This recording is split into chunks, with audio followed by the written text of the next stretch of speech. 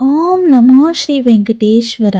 ఈరోజు నేను మీకు చెప్పబోయే కథ శ్రీ పద్మావతి అమ్మవారు పవిత్రమైన కథ. ఒకరోజు తెరుచున ఊళ్ళో ఒక సంతానం లేని దంపతులు వచ్చారు. చాలా సమస్యలయ్యాయి, కానీ సంతానం లేదు. వాళ్ళు ప్రతి దేవుణ్ణి ప్రార్థించారు, కానీ ఫలితం దక్కలేదు. చాలా బాధతో వాళ్ళు శ్రీ పద్మావతి అమ్మ ముందు దీపం వెలిగించి ఇలా ప్రార్థించారు: అమ్మా, మా జీవితంలో వెలుగు కావాలి. ఆ రాత్రి అమ్మాయికి స్వప్నంలో శ్రీ పద్మావతి అమ్మ దర్శనం ఇచ్చి చెప్పింది: భయపడకు, 11 రోజులు నా నామంతో దీపం వెలిగించి వ్రతం చేయని. వాళ్ళు చెప్పినట్టుగా 11 రోజులు దీపం వెలిగించి వ్రతం చేశారు. 12 రోజు ఒక అద్భుతం జరిగింది. డాక్టర్ రిపోర్ట్స్ లో అసంభవం అయిన చెప్పిన సంతానం యోగ్యం కనిపించింది. కొంతకాలం తర్వాత వాళ్ళ ఇంట్లో చిన్న బాలుడు జన్మించాడు. వాళ్ళ బాలుడు పేరు పద్మ అని పెట్టారు. అమ్మకి కృతజ్ఞత చెప్పారు. అందుకు మీ జనం అంటారు, పద్మావతి అమ్మ సంతానం లేని వాళ్ళకి తప్పకుండా సంతానం